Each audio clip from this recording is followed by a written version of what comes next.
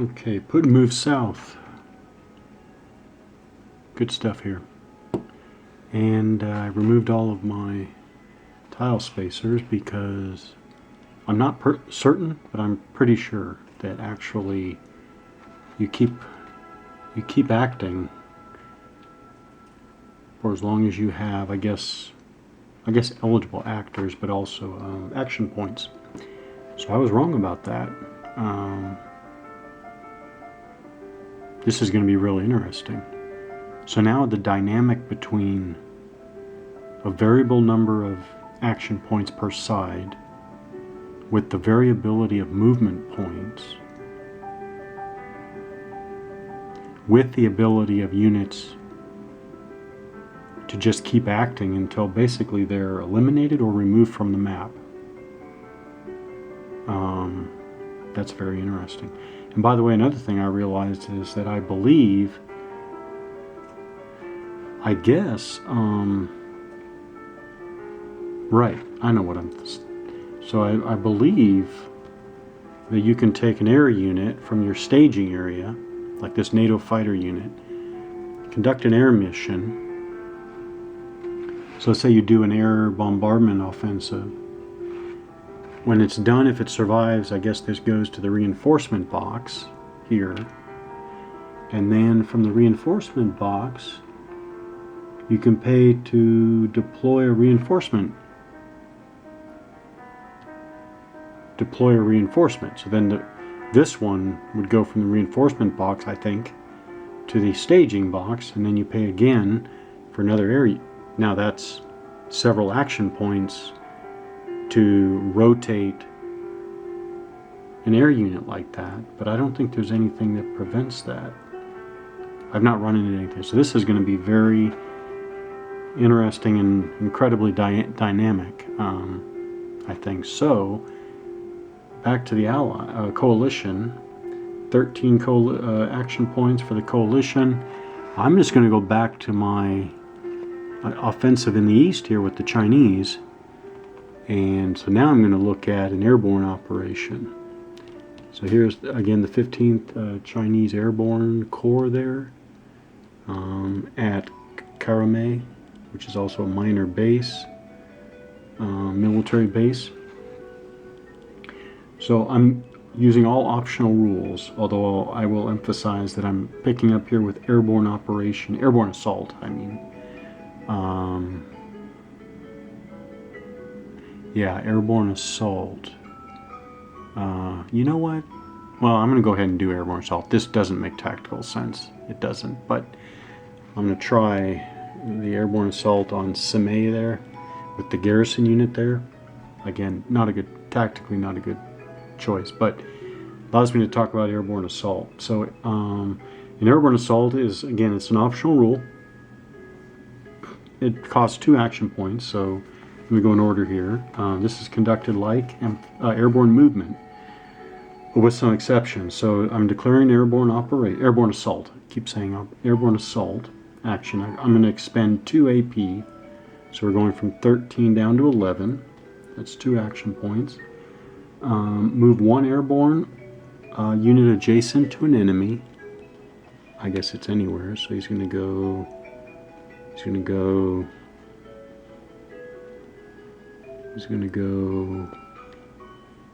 We'll go here, adjacent to an enemy like that.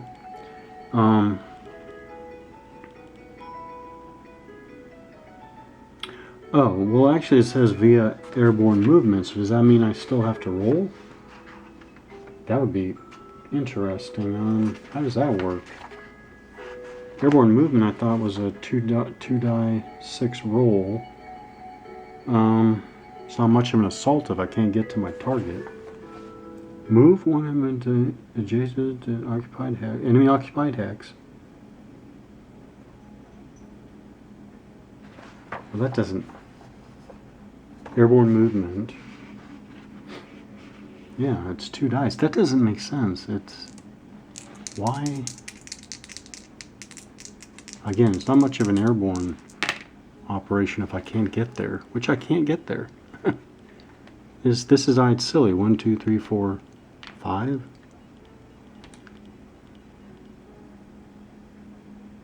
Or are they saying that I have to wait and do a whole nother action? Seems odd, but more than one unit may conduct an airborne assault. If all units participating are hyperwar units, the cost is still 2 AP. What happens if you don't get to your...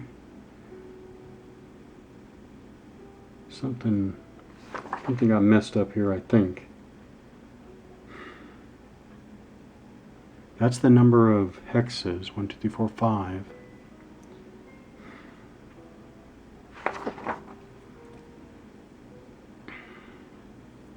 Immediately execute an attack. The attack is not a separate action.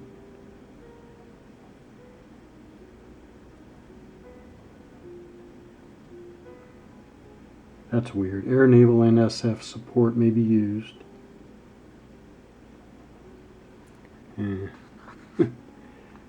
That seems weird.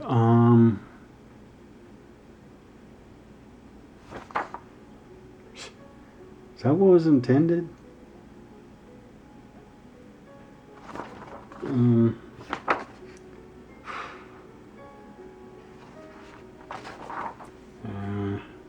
Alright. Well, I don't know.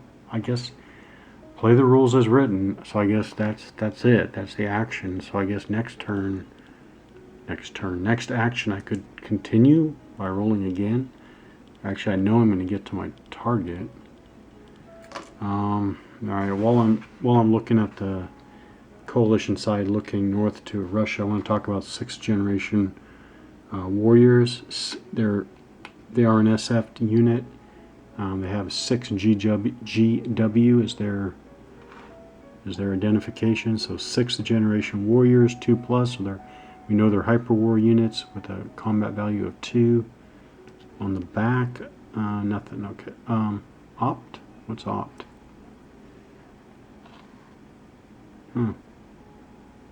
Optional? Maybe? Alright, I'm going to talk about these guys. 6 GW, 6th generation warriors, are treated as special forces with the following special abilities. If they are part of an attacking force, the attack becomes hyperwar qualified. That's pretty cool. 6 GW are not received as part of deployment. Instead, each time you make a hyperwar attack and the result is HW1, you receive 1 6 GW if available. Oh. Does that mean this one's not supposed to be in the reinforcement box? I guess so. So I'll put this off to the side, I guess. And I think I remember seeing that the Russians have one too. Okay, that's interesting. Picking up little pieces here, but that's what happens when I jump in, start playing, and 6 GW. Yeah. I guess so. Yeah, not received. I already said this, but not received as part of deployment. All right. So when I get the HW1 result on the CRT, I'll get that one. Once eliminated, they are recycled normally. So what? How are units recycled? Optional SF unit opt. OPT. This counter is used with the optional rules. Okay.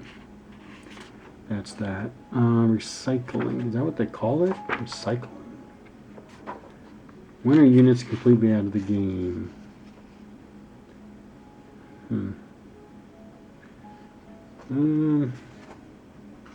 Well, this is definitely looking a lot more interesting. So I guess this airborne operation winds up costing 4 action points. That is pretty significant. The other thing is that since it's broken up by different actions here, I mean, I could move up one of these ground units and why wouldn't I? Yeah. I'll look at that.